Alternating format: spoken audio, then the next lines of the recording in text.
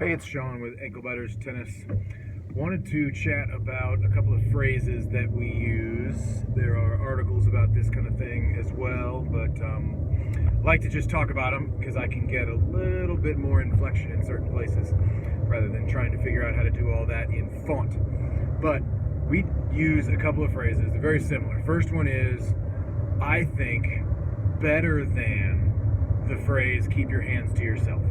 Right, so one of the things I've been looking for is how do we have advice to give children that scales, something that's going to be true for them for the rest of their lives, rather than just keep your hands to yourself. Well, that only works in certain situations and it doesn't continue for the rest of your life.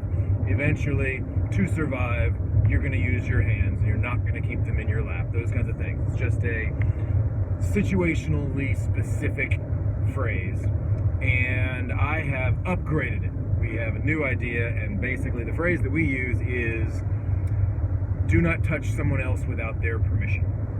My brother likes to use the phrase, no touching unless we're smiling, which I think is a good one. I don't think it scales perfectly, but I like the concept. So he was trying to come up with more than just keep your hands to yourself. So in this case, it's do not touch someone else without their permission. Now, depending on how old the kids are, my favorite thing, now they've got to ask me, hey, Coach Sean, what's permission mean?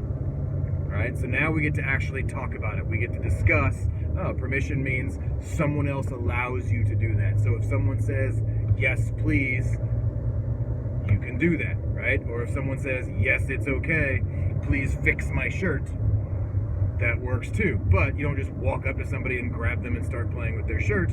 They might think they're being assaulted. Now, the reason this works twofold, I'll give two examples. One, with the younger kids, which I'm excited about, is we have kids that pick up tennis balls. We have them put them on their racket. We try to see how many they can get. And you got a lot of tennis balls on there, and other kids will walk over. If a tennis ball falls off the racket, right? Little Johnny's racket, tennis ball falls off, and the other kid runs over to help him. He's like, oh, I'll get this tennis ball for little Johnny and I'll put it on the racket for him. But little Johnny doesn't know what's going on. All he sees is this child running over, stealing his tennis balls, right? So in this case, you're touching somebody else's stuff without their permission. So here's how the next step happens. Now we have, do not help someone else without their permission. It's an extension of that, right? Because you're also, in this case, doing something they may not know you're trying to help them, or they may not actually want your help. So in this first talk, just focusing on do not touch someone else without their permission, I think is a pretty straightforward way to give advice to say, hey, look, we discuss physical contact. It's as simple as that. I don't want you to think you're being assaulted. I don't want to be assaulted. I don't want to think of, I don't want to be afraid of things like that I'm concerned about. So, you know what? Let's just do not touch someone else without their permission. Let me know what you think.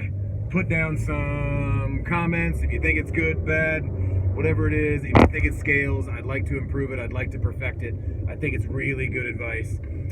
But let me know what you think. Like, subscribe, all that fun stuff. I'll see you guys again later. We'll talk about do not help anyone else without their permission. We'll talk about that next. Thanks. Have a great day.